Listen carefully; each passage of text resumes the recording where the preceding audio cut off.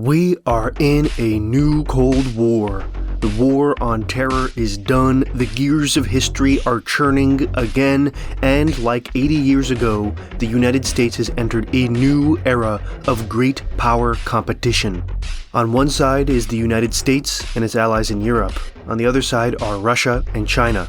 But unlike the last Cold War, when the Soviet Union was never truly an economic or global strategic challenge to the United States, this time around, China might just surpass America as the world's superpower. So how could that happen? How exactly might China's leapfrog of the USA play out across the world over the next 100 years? This is what, why, how, and that's what the video is about. Don't forget to subscribe and check out my Patreon for early access of future videos. Okay, let's get one thing clear right off the bat. I don't really think China will dominate the 21st century.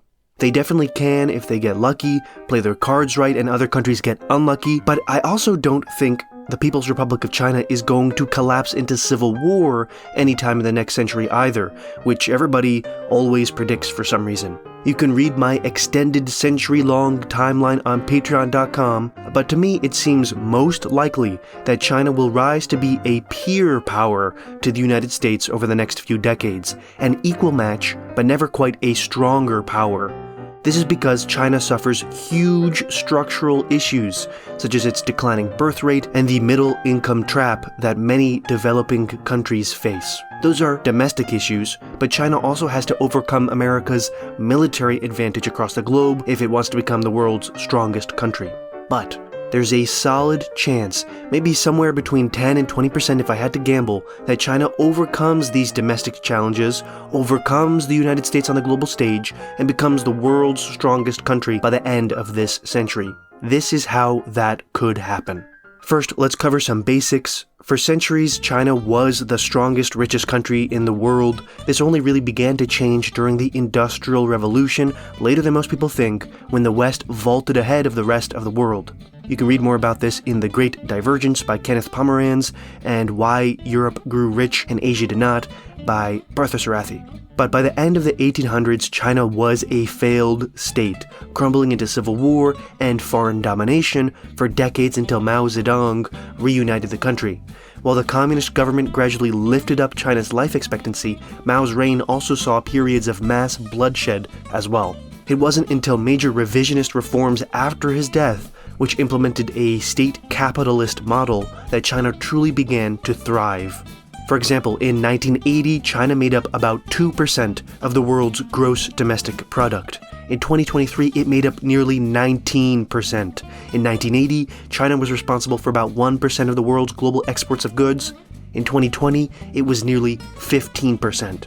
This is important to understand. China is first and foremost an economic power. Now, undoubtedly, a large part of this is because of sheer mass. China's GDP per capita, so per person, if you look at purchasing power parity, is about $25,000 per person, or comparable to the fearsome nations of North Macedonia and Azerbaijan. Except you would need 140 Azerbaijans to add up to China's population of about 1.4 billion. This huge population gave China the mass it needed to vault over the US to become the world's largest economy again in the past 10 years.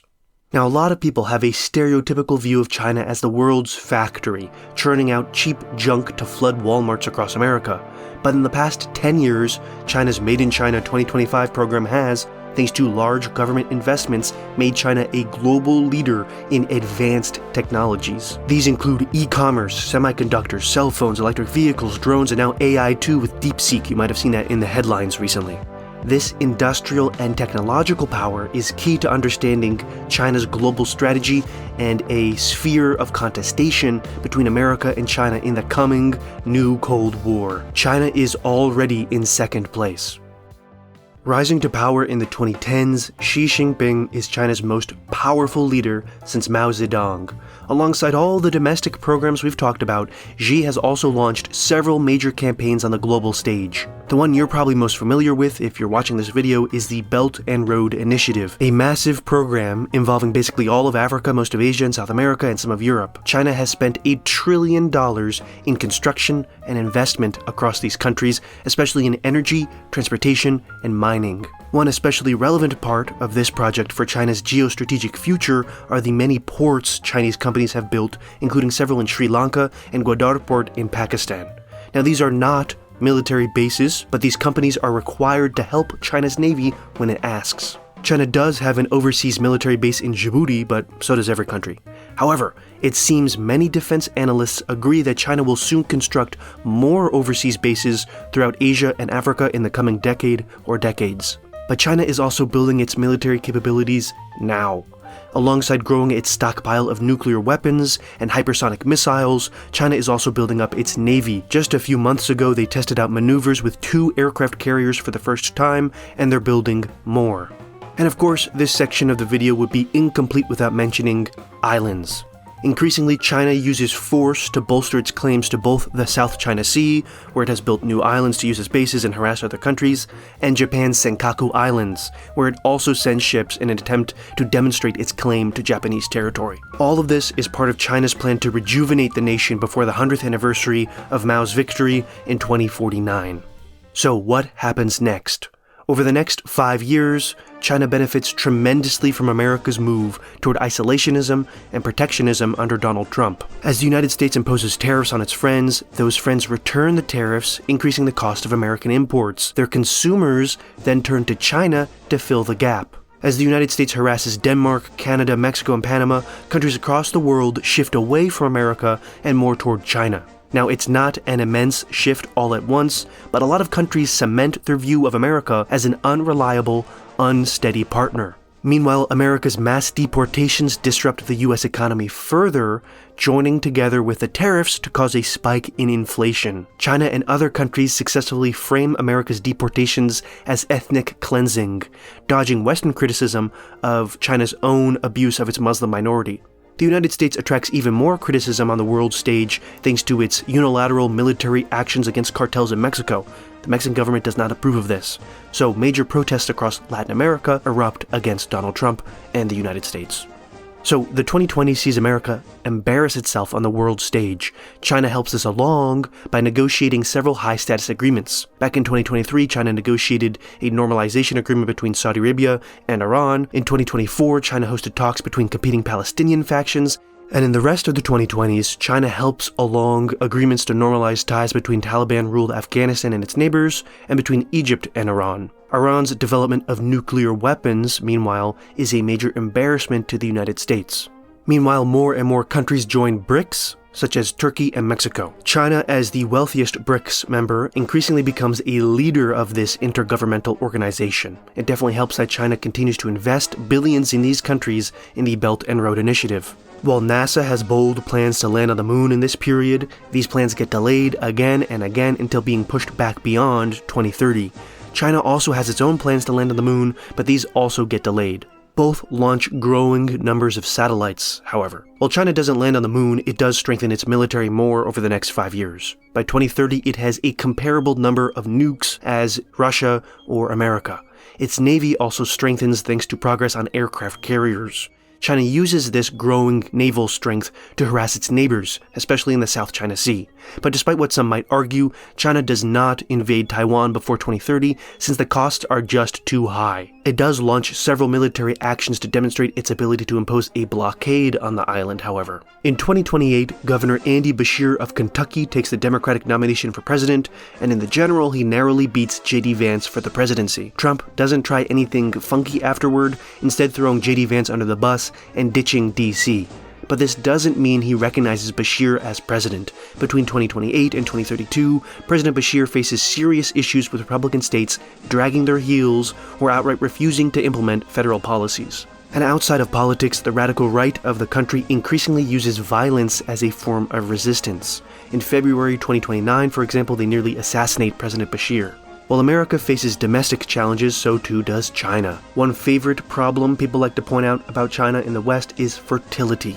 China's population growth is decelerating. Since China, like every other country, relies on population growth for economic growth, this is a major problem. In response, the government expands existing programs like childbirth support services and childcare systems, but these don't help too much. In order to get workers where they need to be, China also loosens its domestic migration policies. Anyways, before moving into the 2030s, here are some major important things that happen in the late 2020s. In the Middle East, Iran develops nuclear weapons like I mentioned. This nearly causes a war with America. Meanwhile, Russia and Ukraine agree to an armistice, freezing battle lines. Imagine the armistice that froze the Korean War.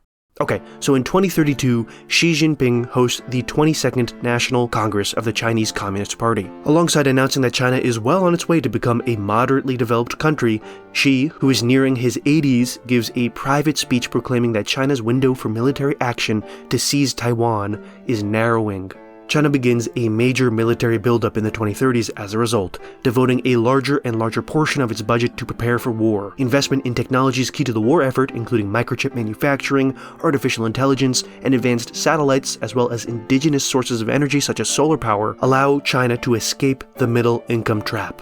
It also helps that China's Belt and Road Initiative has given it a constellation of ports across Asia and Africa to connect Chinese goods to foreign markets. Oh, and China also begins a bold new policy to address its demographic crisis: immigration. The government targets its neighbors with relatively low wages, like Laos, Vietnam, and Cambodia, and especially war-torn Myanmar. With China offering higher wages, many travel north to the PRC. These groups are watched closely by the suspicious government and are treated pretty poorly. In 2032, Governor Ron DeSantis of Florida wins the presidency of America. He is quickly confronted by major crises, including an Israeli invasion of Lebanon and a fresh civil war in Iraq. Xi Jinping begins more aggressive actions since America is distracted. In 2033, China launches major maneuvers in the South China Sea, skirmishing with the Vietnamese Navy and driving them to retreat. China's claims, then, are strengthened. In response to this crisis, DeSantis tries to create some sort of Indo-Pacific NATO with the countries worried about China, but the deal falls apart thanks to infighting between those countries. Xi perceives this as the United States continuing along its inevitable decline and retreat from Asia. In 2036, DeSantis narrowly loses the presidency to Senator Alexandria Ocasio-Cortez. Violence escalates across the country as Republicans riot against what they think is an incoming communist dictatorship. China sees the AOC administration as a major opportunity thanks to her isolationist, pacifist foreign policy. By this point, majorities in both the Democratic and Republican parties see the American empire as a massive burden. Compare this to Britain after the Second World War. And like Nasser seizing the Suez, countries take action. In 2038, China instigates a crisis by massing troops along the Taiwan Strait, mobilizing its navy, and conducting military exercises to practice an invasion. Ostensibly, this is in response to some sort of offense committed by Taiwan.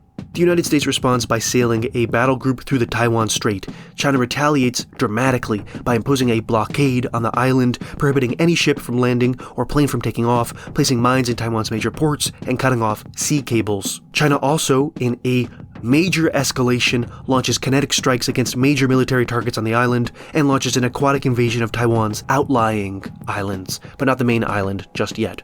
Fierce fighting occurs in Penghu Airport. As Taiwanese defenders face an overwhelming force, China wins.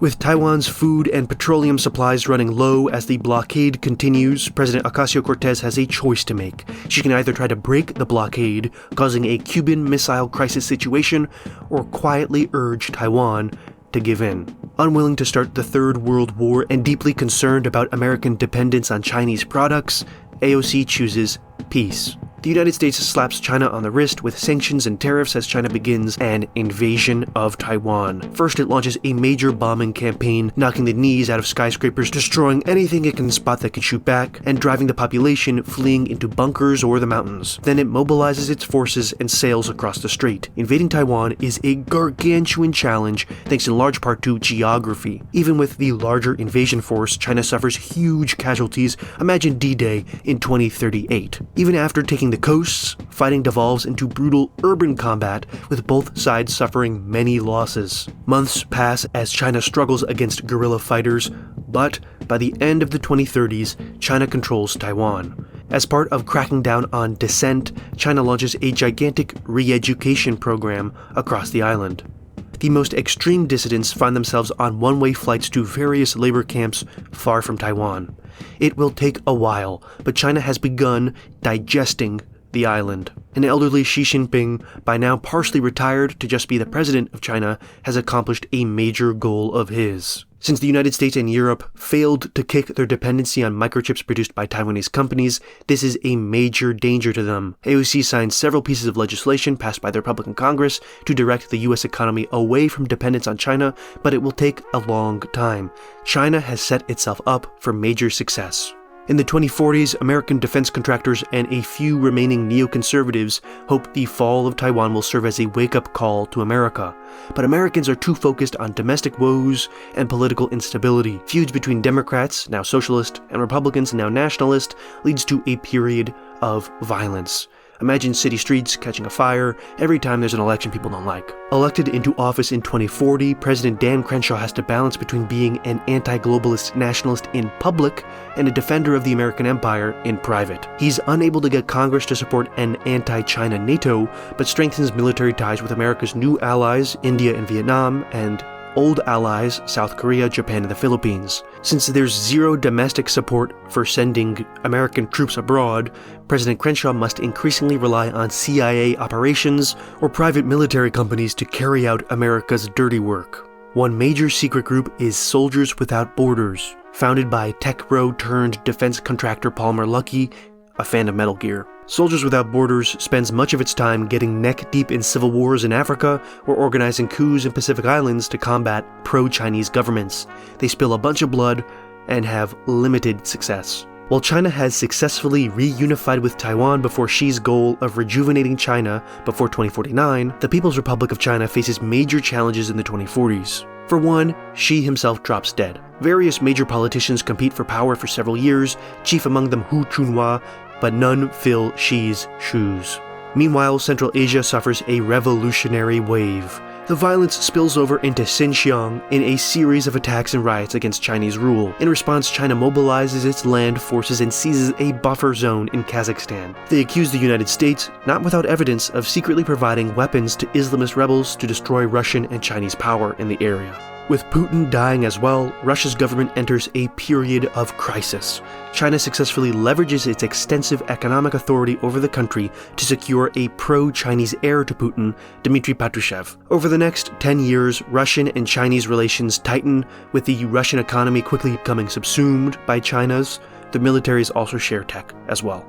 Civil wars in the Middle East escalate in the 2040s. Turkey, which dominates Syria and North Iraq, fights a proxy war with Israel in Lebanon, for example, while Libya falls to civil war again. Refugees from these crises arrive in Europe, fueling a new wave of anti-immigrant far-right governments, including in France and Germany.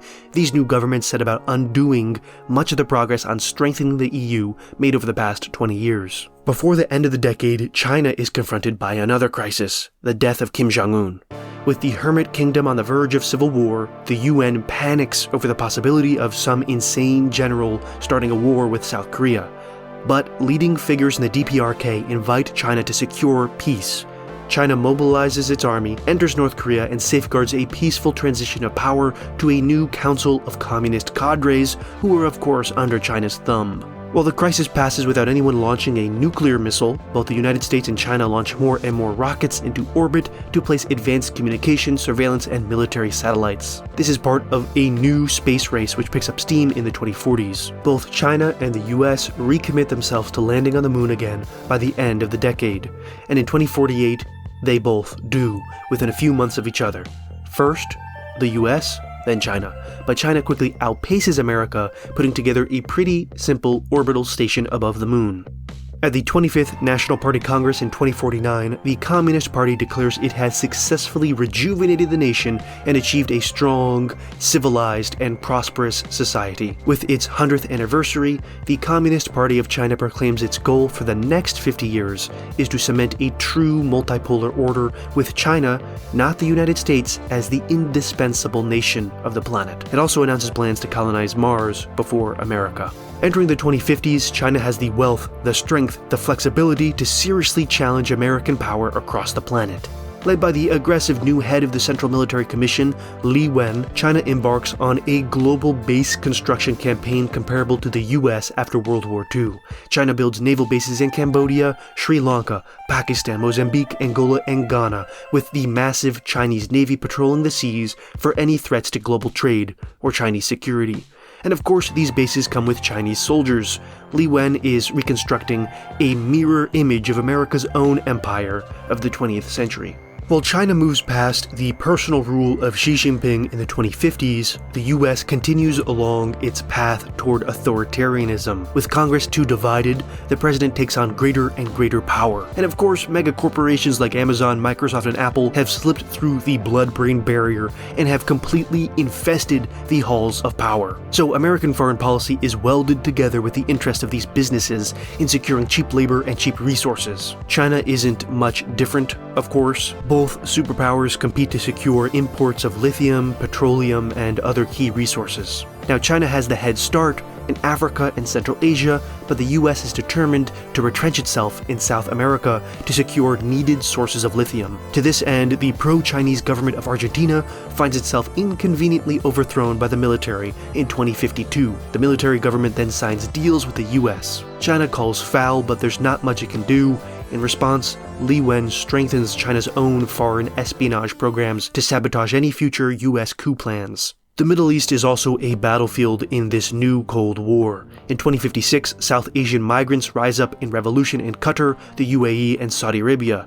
South Iraq, Bahrain, and Iran side with these rebels. While China is split on what to do, the US and EU side against the rebels. They're crushed by the end of the decade, with local governments warming up to the West. Discoveries of mass graves raises a stir in the UN, but the United States has plausible deniability. In private, Li Wen calls the 2056 revolutions a major missed opportunity and insists China's foreign policy be more aggressive. He has his chance a year later when Myanmar falls into civil war again, endangering China's investments in the country. After the success of bringing peace to North Korea, China decides to mobilize the army and send it in, joining together with government forces to secure major cities and, of course, Chinese infrastructure projects. India views this as a challenge to its sphere of interest. It mobilizes its own army and occupies border regions as well. Tensions escalate until Chinese and Indian soldiers are again skirmishing along their disputed Himalayan borders. With both sides authorizing gunfire, the worst fighting in a century occurs. The US and EU provide aid to India, while Russia provides aid to China. Pakistan joins in on the fun, bombing Indian troops in Kashmir too.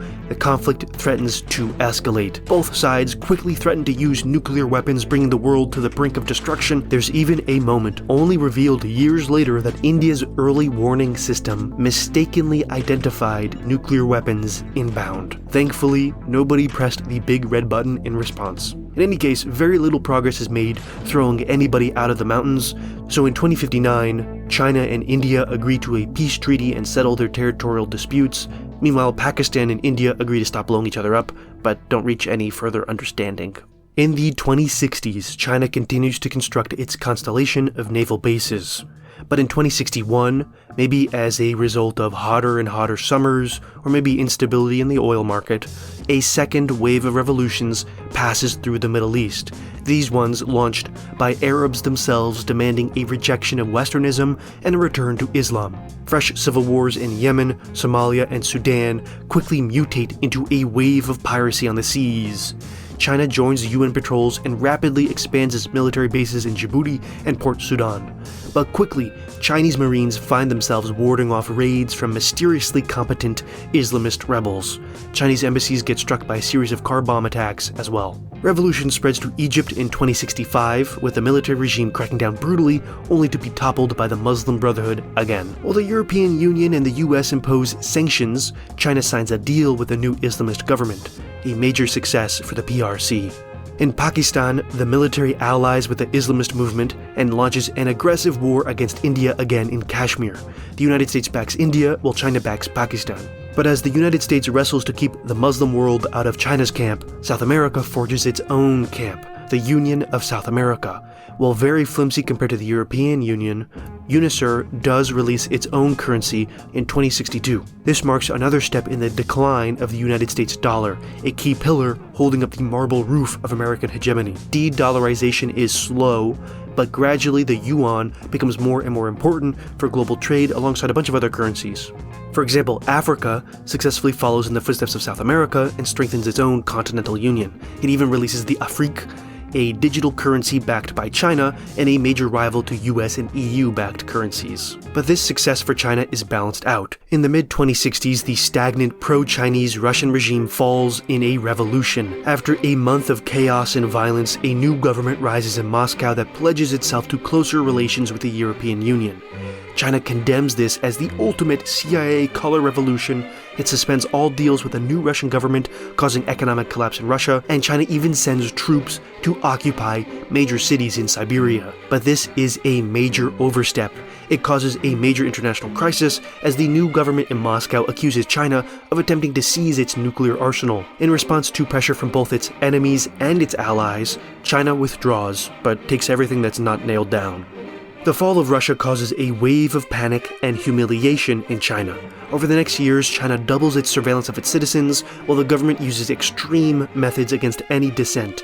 The last remnants of Hong Kong's autonomy are eviscerated, while riots in Taiwan are put down with brutal force. And, most importantly, the elderly millennial apparatchiks in Beijing launch major purges of the Communist Party, kicking out anyone and arresting plenty who seem disloyal to communist rule. Li Wen, the face of Chinese foreign policy for a generation, is thrown under the bus for the Siberian fiasco and fired, even though he advocated against the invasion.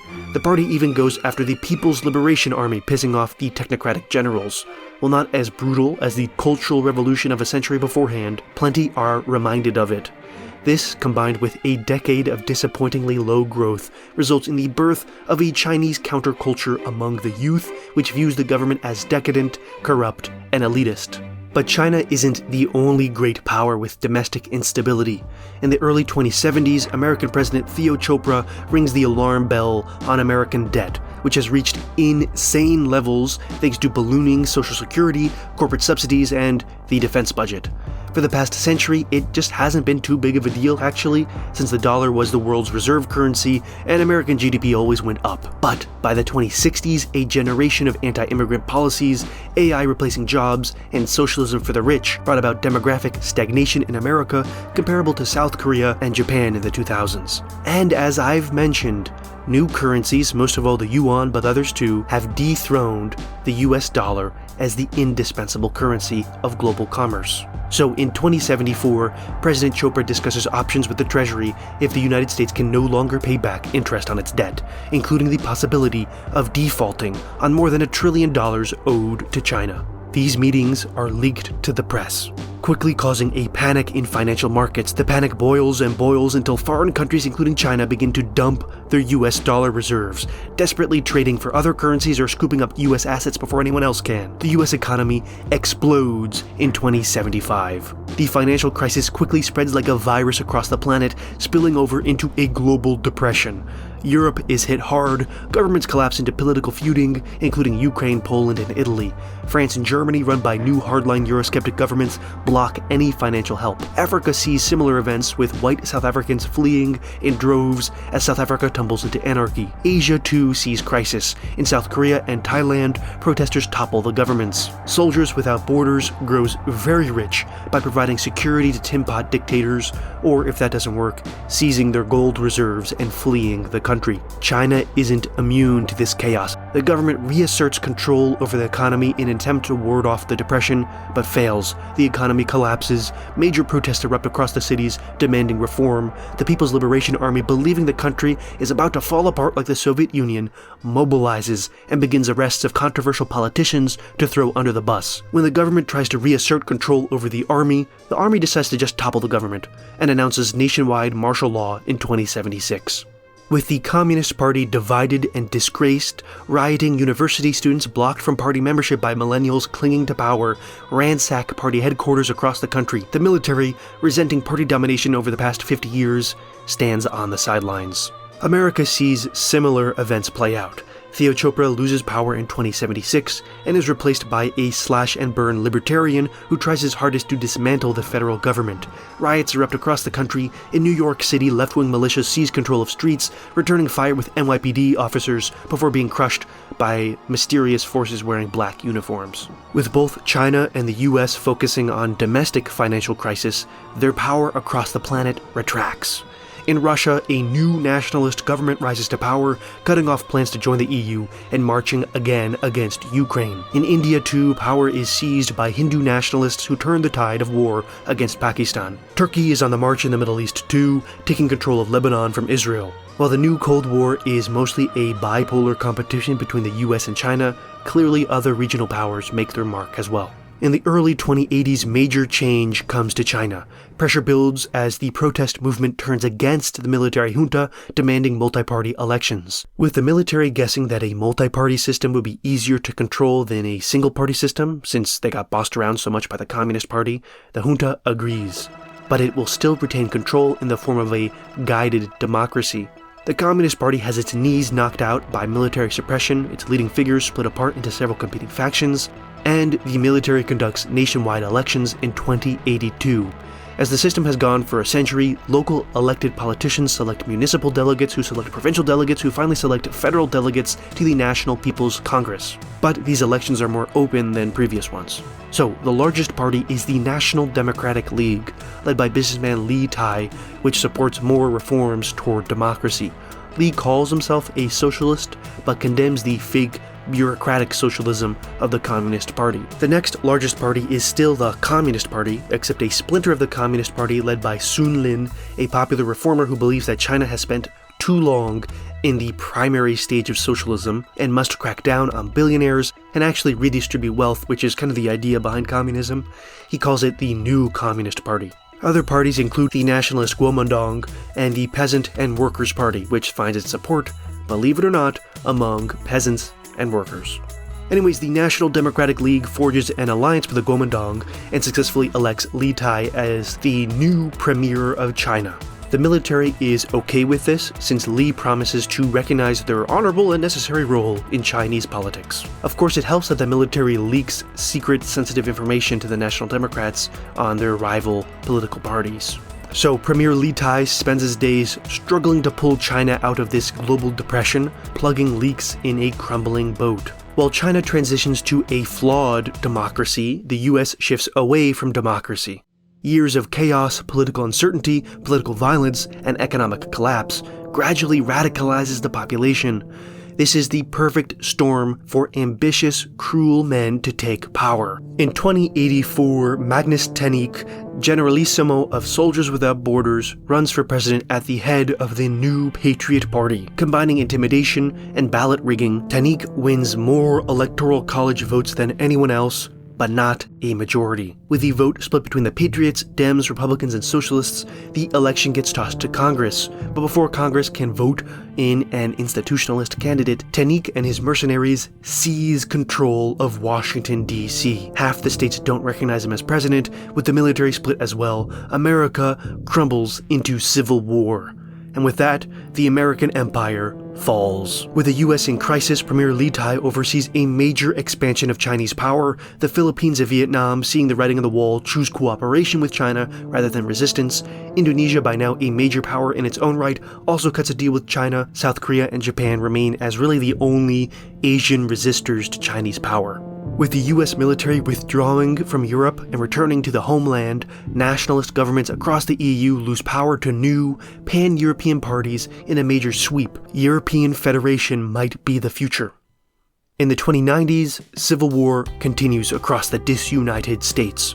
Unlike the last civil war, America is torn apart into several competing, different coalitions led by the major political factions, with clear borders between them only apparent in some areas. Radical, bloodthirsty militias are too common, mass violence against civilians occurs dozens of times, but the conflict is frozen, with no faction willing to take the risk of a major offensive, chiefly because the risk of nuclear war.